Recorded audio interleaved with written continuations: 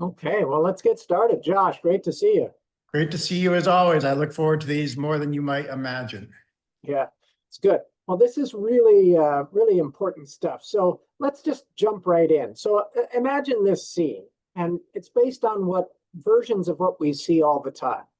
A CEO or a lead negotiator is walking in to start negotiating a large deal, say $10 million, and they're still Googling negotiation tactics on their phone while they're in the elevator just to try and top themselves up. You're creating a lot of pain for me to even imagine that scenario. And the bummer here is that I think it actually happens a lot more than you might know, or people might expect. And the other reality is that might even be more advanced than some people who are just walking in without even doing the Google search.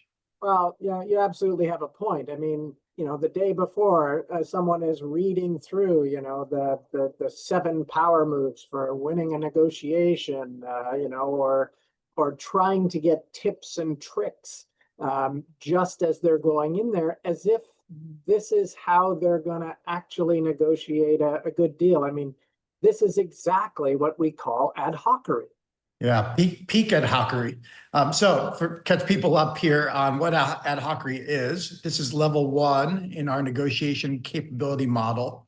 And again, this is our organizational negotiation framework. And what we're talking about when we see ad hocery is the behavior where people are kind of winging it. So you can have these peaks and valleys, but you're not going to have consistently high performance. It's kind of like jazz without the talent. Yeah, but here's the thing, jazz musicians practice scales for years. They do the foundational work. Ad hocery is kind of more like karaoke after 3 drinks. You might nail it once, but If they're anything like me, it's mostly loud and mostly off key at that point. yeah. So not really a really aspirational form of music, and probably not a very aspirational form of negotiation either. So I think today you and I are going to hop in here and talk about what ad hocery really looks like and why it's costing serious money. And here's the good news, how we can fix it without becoming a massive bureaucracy in the process. Yeah, yeah. Because once you recognize you're sort of doing negotiation karaoke, you can't look at it the same as always. All right, so let's shift to a quick primer just to catch people up if they haven't been following along in our entire series here. Yeah. So our negotiation capability model has 4 levels. So we can think of it, if you want to have some fun with it, like a video game where you want to level up as you go. Yeah. So let's talk about level 1 here, Gary. Yeah, so level 1, mentioned this before, ad hocery. It's kind of random chaos. It may be a bit controlled chaos, but nonetheless, it's sort of making it up as you go along each and every time. Level 2 is where you move up to what we call repeatable competency. You've got the basics down. You've got a process. You know how to approach pretty much every negotiation foundationally. And so you actually can repeat your successes. Once you really anchor around that or do that well, then level 3, we call adaptive flexibility. You're doing the basics, you have the foundations, but now you're adjusting, adapting to the context, kind of like a pro. And of course, there is a level 4, which is optimized performance. You're basically the negotiation equivalent of a Formula One pit crew. Yeah, where do we think most negotiations are? Well, we kind of know here from experience that most of them, unfortunately, are stuck at level 1. So thinking that they just need to hire that magical unicorn negotiator who will solve everything, and trust them, empower them with all the autonomy to go at it and just see how it goes. Yeah, it's kind of like, thinking about a failing restaurant, hiring one amazing chef, but they don't have recipes, they don't have a good menu, they don't have suppliers, they frankly don't even have all the kitchen equipment, right? Even Gordon Ramsay can't cook in that environment. And here's the weird part, Gary. A lot of these same companies that you and I deal with, they do think about things from a behavioral engineering standpoint. They do think about things from an organizational standpoint. They have things like Six Sigma for manufacturing. They have Agile for software development. they have detailed playbooks for sales, but then when it comes to negotiation, they give them the old attaboy and say, just go in there and do your best, champ. Yeah, it actually is quite surprising when you think of it that way. I mean, if you think about, Kaizen and how tight we do just-in-time deliveries now, and how coordinated, how much preparation is required to deliver that, right? And yet when it comes to negotiation, like you said, we just say, well, let's hire someone who we think has good experience, turn them loose, and hope for the best. So let's get specific. What does ad hocery actually look like out there in the wild? So imagine you're running procurement for a regional hospital network. Okay, 18 months ago, protective equipment was boring. It's a commodity, right? Stable prices, plenty of suppliers competing, no drama. This, of course, is the perfect time to build relationships with suppliers, to map out alternatives, to look at plan Bs, maybe even create a regional buying consortium so that you build stability and predictability in. But it's boring. So what do? We do them on a one-off basis. Yeah, but if we start thinking about the future, isn't that just future Josh's problem? Currently, this Josh is fighting 17 other fires. How am I supposed to be strategic about these things? Yeah, of course. And that's why it ends up being done in an ad hoc way. But then imagine, not like we've seen this, a respiratory outbreak hits 3 states over. Suddenly every hospital from here, say it's in the Northwest, in Seattle, is panic buying. Prices don't just increase, they go full hockey stick, straight up. Your team now has 48 hours to secure inventory before your ICU runs out. And now we're imagining chaos. And this is really where we're starting to see the pain of ad hocery. So no benchmarks to follow to know if you're getting fleeced. No backup suppliers have been vetted. The CFO may want to lower costs, but the chief medical officer wants highest quality. So now you have no internal alignment at your back tables. The CEO just wants it done yesterday. Again, misalignment as we go. And in this scramble, imagine you sign a 5-year exclusive at 3 times the normal pricing. How do you evaluate whether that was successful or not, other than maybe the person who was at the table says, we did great? Yeah, and your medical staff have equipment. So what do? We celebrate. We got supplies. Meanwhile, you just locked into what could be a massive overpayment for not 1, not 2, but 5 years. But we're still celebrating in the break room. Yeah, I don't even like cake that much. So this one's got me really troubled. Let me give you another scenario, Gary. Imagine this. So you're leading a consortium bidding on a small city project. We're talking $2 billion over 10 years. Your lead negotiator gets food poisoning 72 hours before final submission. The backup, they think LOT is a typo, which is actually a term of art in this situation. What do you do when that star negotiator you had can't show up at the table? What are you going to do then? Yeah, something no one likes to think about, but happens. So imagine they don't even realize in the RFP, there's really a bit of a poison pill, unlimited liability for a data breach, for example, in the sensor network. They miss that the labor union just signed a new contract that adds about 10 or 15 or 20% to their overtime costs. They definitely haven't figured out or heard or looked into that the competitor just locked up the only qualified sensor manufacturer in North America that you'd want to work with. Now what? But if we're on the stage on this karaoke, that approach to negotiation, the show must go on, right? So they may submit a bid that looks competitive, but is actually a financial suicide note. You win the contract. So again, congratulations. You just won the right to lose money for a decade. And this is not being facetious. This is what we see play out over and over again in that Hocry. Yeah, no, it's right. And it often gets written off too well, was the best we could do. Let's take a sporting example. Sports. Imagine you're running a major sports federation negotiating broadcast rights for a new tournament. The European and American deals get all the attention. That's where the heat seems to be. So imagine the Asian rights getting tossed in to whoever's free on Thursday. It's just sort of an add-on. Yeah, what this person might not imagine or understand is that the Asian markets are mobile first. And they don't know that highlight clips on social platforms could be worth tens of millions. That might be actually where most of the value is. They don't realize that they're about to give digital rights away for free in the fine print, because again, so much is happening at the table as to all the other work that we know makes most of the difference. Or most of the work is done in a very short lead up period when the pressure gets on. So this background work is not a normal part of the negotiation process. So imagine they sign a traditional TV deal that looks great in the press release, but leaves massive digital value on the table. And then a few years later, you're in court trying to claw back rights you didn't know you gave away, trying to argue that for somehow you just didn't understand it. No court's going to give you much leeway on that. No, and the root cause is clear. The pattern's always the same. Time pressure plus no process equals expensive surprises. Yeah. So let's talk about the damage that's harder to measure. In fact, that nobody measures, the invisible costs of ad hocery. Yeah, so let me introduce cost number one here, what we might call relationship arson.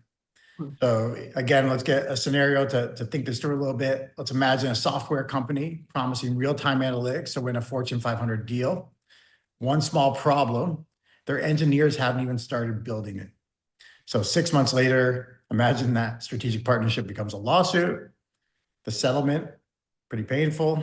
The lost lifetime value, pretty devastating, because that breach of trust is fundamental to being able to ever reestablish that relationship. Yeah, and those kinds of scenarios get around into the industry pretty quickly. And it becomes harder then to even entertain or negotiate other deals. Huge cost.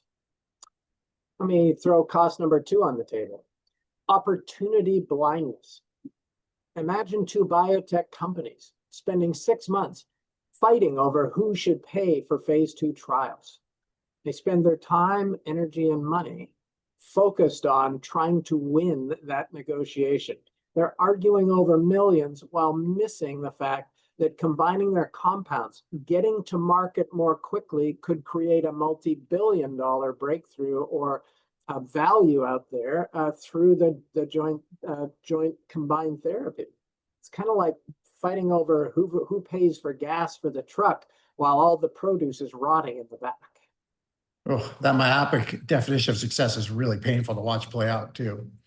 Let me talk about cost three here. This one's my personal favorite. Okay. Organizational amnesia. So that loss of any institutional memory. So imagine a global retailer in this instance, where every region negotiates independently. Europe discovers fuel hedging saves significant costs. Asia develops a return process, cutting disputes dramatically. America creates a surge capacity model guaranteeing holiday inventory. But imagine none of them know what the others learned and how problematic that is. Rather than sharing best practices, we are just creating these silos of forgetfulness.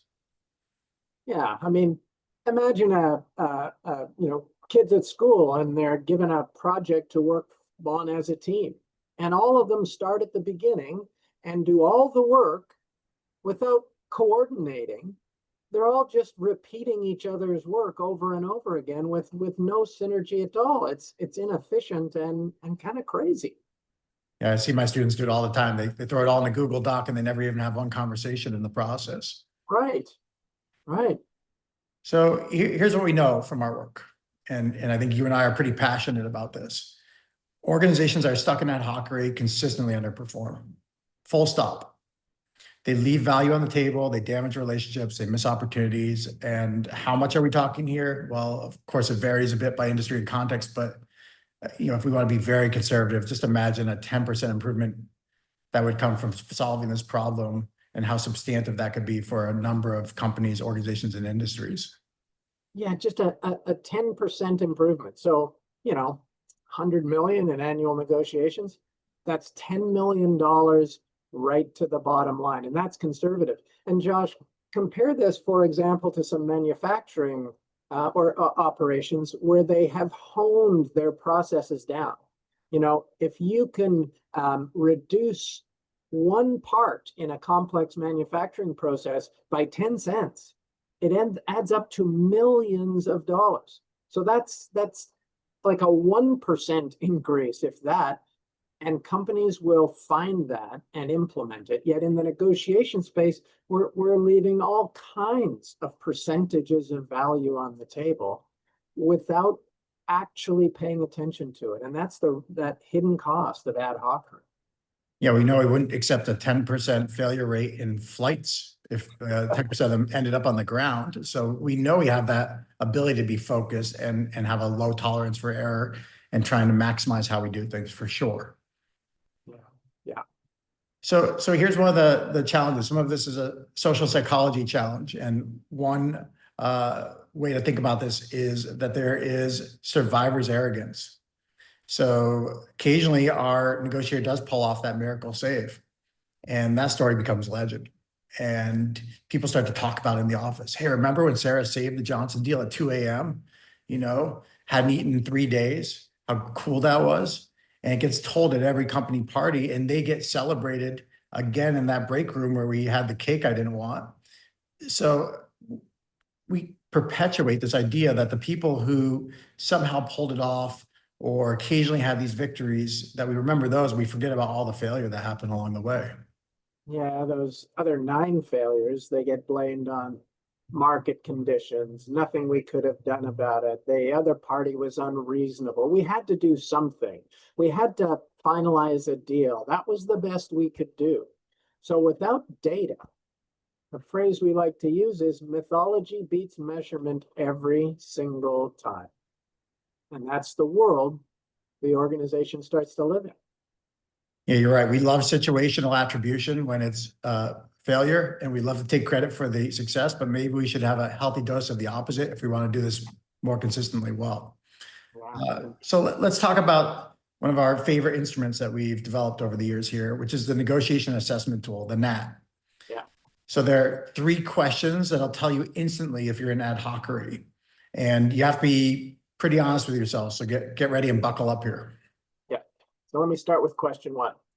Can you show me right now, without scrambling, without kind of taking time to have to go hunt around, just right now, give me a written definition of success for your current negotiation, okay? And I won't accept get a good deal or get the best deal.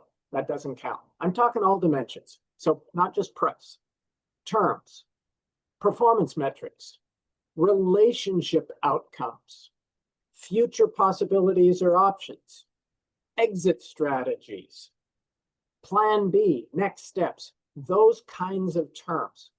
You're able to write those down right now for me, then you're in a good place. If you can't do that immediately, you're in trouble. Yeah, if your definition of success is, I'll know it when I see it. Congratulations, you're winging it. You are in stage 1, level 1 ad hocery. Yeah. Here's question 2. What are you measuring besides did we sign a deal? Imagine you only track closure rate, but ignore delivery, other performance metrics, quality scores, total cost of that contract or ownership, and relationship value or relationship health. That's kind of like measuring your fitness by whether you own gym shoes. For sure. And most ad hoc organizations have one metric. Did the deal close? Yes or no? I have students that go through this in our negotiation classes, law students, MBA students. They come back and say, we got a deal, and they're all excited. And they forget to ask, was it a good deal? Do we even know what a good deal was? They don't even know how to measure it, but they were just glad to be done at that point.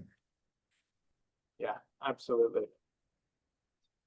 Question 3, to me, one of them, probably the most important. Could a brand new hire, someone you just brought into the organization, follow your negotiation process? Or is it all kind of hidden tribal knowledge, you know, that you have to absorb by osmosis over a long period of time? So here's the test.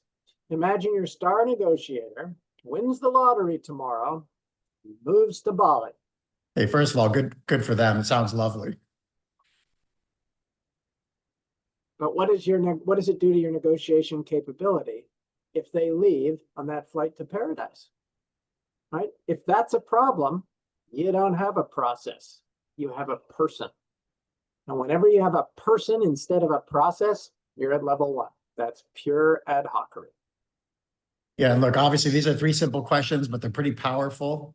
They give you a pretty good idea of whether or not you may be an ad hocery. We have much more advanced tools to help you get there as well to understand where you're at. But if you're listening to this and you scored 0 for 3 on these questions, don't feel bad because you have a lot of company. Frankly, you're an extensive company, but there is a way out. There is an escape route here. And the good news around all of this is that moving from ad hocery to repeatable competency isn't complicated. It's not about 200-page playbooks or certification programs, right? No. Level 2 starts with 3 simple tools. Maybe take an hour per negotiation as a starting point. That's less time than most people spend choosing their lunch in a fancy restaurant. Walk Yes. us those tools, Josh. Yeah, so think of it, and you can call these what you want, but the basic concepts are the key here. Something like akin to a negotiation charter. Think about 1 page, could be a prep sheet, but really trying to figure out some of those things we were talking about. What does success look like? What does winning look like? Who are the key stakeholders? We might want to map those stakeholders out and figure out who cares about what and why. Start to translate positions to interests so we can get to a point where we can solve things. Start to map out BATNA documentation. What's your plan B? What happens as your alternative to negotiate agreement? Also healthy to think about your WATNA. What would happen if things don't go well? Start to think about your concession strategy. What can you trade? What do you value differently? What can you offer at low cost to you that's of high value to the other side? And then, of course, think about these relationship goals as an interest that needs to be met, not just an ancillary side product of your negotiation. So how do you want them to feel 6 months later? What are your long-term goals? Yeah, and I always add into that too, how do you want to feel six months later? Because, the reality is that if somebody believes they signed a bad deal for themselves, they'll look for ways to get out of it, and that will cost you. And you will do the same thing. If you realize we signed a bad deal, you're going to look for ways out of it, and that'll cost both parties. So those relationship goals are critical. But without this simple negotiation charter, negotiation checklist, whatever you want to call it, it would be kind of like if pilots just walked onto their aircraft and figured it out as they went. Now, imagine your pilot didn't check the gas gauge, right? Pilots, by the way, are required by law to go through a specific checklist before every single flight. And that's a 35-year captain who has done it thousands of times. They are required to go through the checklist because when something is so important, you cannot risk it on memory or missing it. So why do we wing it when we're negotiating tens, hundreds of millions of dollars worth of value? You're absolutely right. All those points of preparation are critical. And then we also want to have a plan for what we're going to do when we're at the table. This needs to be a somewhat coordinated effort with pretty clear communication plan of how we work with each other. So you could think about it even as a 20-minute pre-brief. Same agenda every time, kind of like a sports team huddle.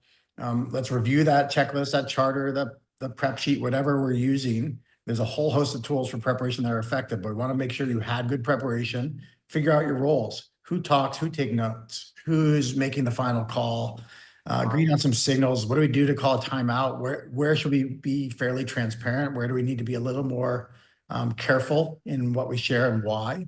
And set some red lines. What makes us walk? These 20 minutes are not a lot to ask, but they could save you millions, and they're often neglected. People are just walking in cold.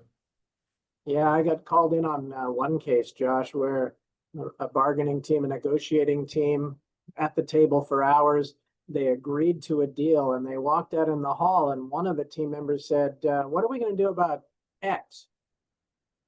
And the rest of the team froze and said, oh man, we didn't think about that. They had just agreed to something.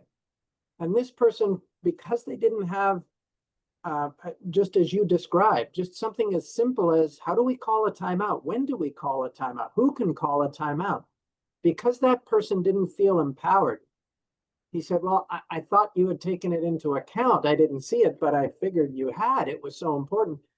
they had to go back in and try and undo the deal. And you can imagine what that did to their reputation and what it did to the overall negotiation when right after you agree to something, you try and renege on it.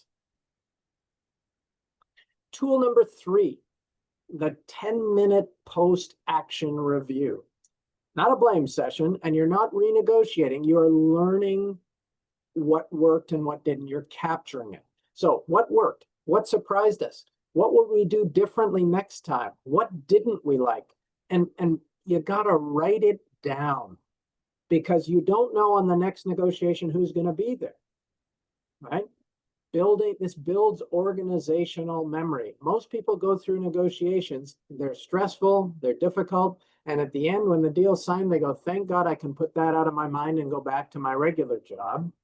And then a year later, 2 years later, they're thinking, okay, how did we do this last time?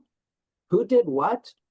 How did this work? And we're saying, oh, I think Fred was in that last negotiation. Let's go call him. And Fred's going, oh, yeah, what did we do? This is, again, the definition of ad hocery. We're going to reinvent the wheel every single time. And of course, that means we stay at ground zero every time. It's the image of Prometheus pushing the boulder up the hill. We push it up a little way and then it rolls back down. And guess what? We seem to be happy to do that again next time. With that simple post-action review, you're creating a learning tool and a time capsule so that next time around, we start where we left off, we learn from it, and we go to that next step. And look, Gary, I don't want people to think they can't have cake. Just because you're looking for things that you can do better the next time doesn't mean you can't celebrate. You can absolutely celebrate the wins, but you have to have some organizational honesty about what could have gone better. And to your point, how can we keep leveling up as we go? It may not be all the way up to level 2 the first time. It may get you closer and closer until level 2 is your floor and you start aspiring to other levels. And look, at the end of the day, we're trying to make this very approachable. So if you take even a couple takeaways from here, you do 3 things differently. If you can prepare a little bit better, if you can have a better plan for what you do at the table, and then do some reflection so that you can continue to improve. That's not bureaucracy. That's not a bunch of paperwork that's going to add overhead. That's basically adding a seatbelt, a little bit of safety here to the whole equation. Yeah. Based on our experience with many clients implementing these 3 basics across the organization, we consistently see meaningful improvement in outcomes. As we said before, imagine reducing bad deals even by 10%. What's that going to be worth to your bottom line? And at a cost of some simple structure, some simple process, and repeating it every time. It's already a pre-aspirational, Gary. Yeah. I'm going to give and a little bit hopeful that people are willing to do a little homework. Yeah. So here's the homework. And yes, homework sounds bad, but I think it's going to be fun. Pick a negotiation they've got going on the next 2 weeks, just one, and apply these 3 basic phases that we're talking about: preparation, at the table, and after the negotiation. Put some tools in place, see what happens. Yeah, and I'd say, don't aim for perfection. This is not paralysis by analysis. Your first negotiation charter, your first negotiation checklist will probably look a little bit like a kindergarten drawing, and that's okay, because version 1 beats version none every single time.